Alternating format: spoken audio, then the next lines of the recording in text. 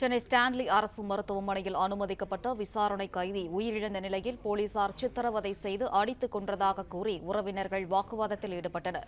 கூடுதல் விவரங்களை வழங்குகிறார் செய்தியாளர் கதிரவன். வணக்கம். விவரங்கள்.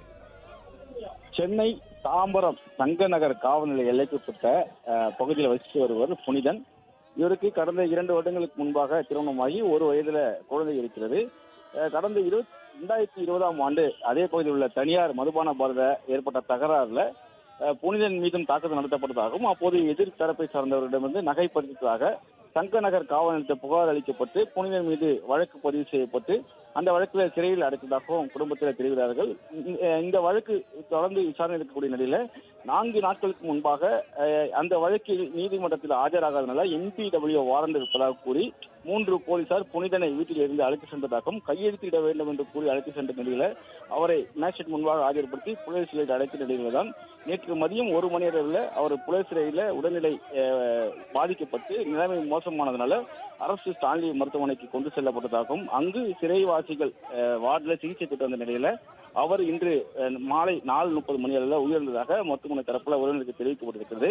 உடலில் பல்வேறு இடங்களில் அவருக்கு காயங்கள் இருப்பதனாலும் சிறை போலீசார் விசாரணையில் அவருக்கு துன்புறுத்தியதனால்தான் அவர் உயிரிழந்திருப்பதாக உறவினர்கள் மற்றும் குற்றச்சாட்டி அங்க இருக்கக்கூடிய போலீசாரிடம் வாக்குவாதத்தில் ஈடுபட்டார்கள். குறிப்பாக அவரது உடலை பிரேத பரிசோதனை அறைக்கு அழைத்து செல்லும் போது போலீசாருக்கும் அவங்க உறவினருக்கும் இடையே வாக்குவாதங்கள் ஏற்பட்டிருக்கிறது. உடலில் கைகள் கால்கள் போன்ற இடங்கள்ல அடித்ததற்கான காயங்கள் இருப்பதாகவும் மருத்துவமனை சான்றிதழை அவர்கள் வேறு ஒரு மருத்துவரிடம் காட்டி பொய்யான தகவல்களை கூறி அவரை சிறையில் அடைத்ததாகவும் காவலர்கள் தாக்கி அவர் சிறையில் அடைக்கப்பட்ட காரணத்தினால்தான் அவருக்கு உடல்நிலை பாதிக்கப்பட்டு அவர் உயிரிழந்ததாக குற்றச்சாட்டுகளை முன்வைத்திருக்கிறார்கள்.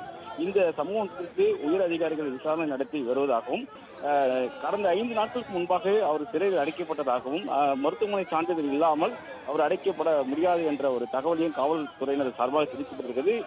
புனிதனுக்கு உடல்நிலை பாதிக்கப்பட்ட காரணத்தினால் அவர் சிகிச்சைக்காக மருத்துவமனையில் அனுமதிக்கப்பட்டதாகவும் பிரேத பரிசோதனைக்கு பிறகாகவும் அவர் மரணத்துக்கான முழுமையான காரணங்கள் தெரிய வரும் என்றும் காவல்துறை தரப்புல தெரிவிக்கப்பட்டிருக்கிறது.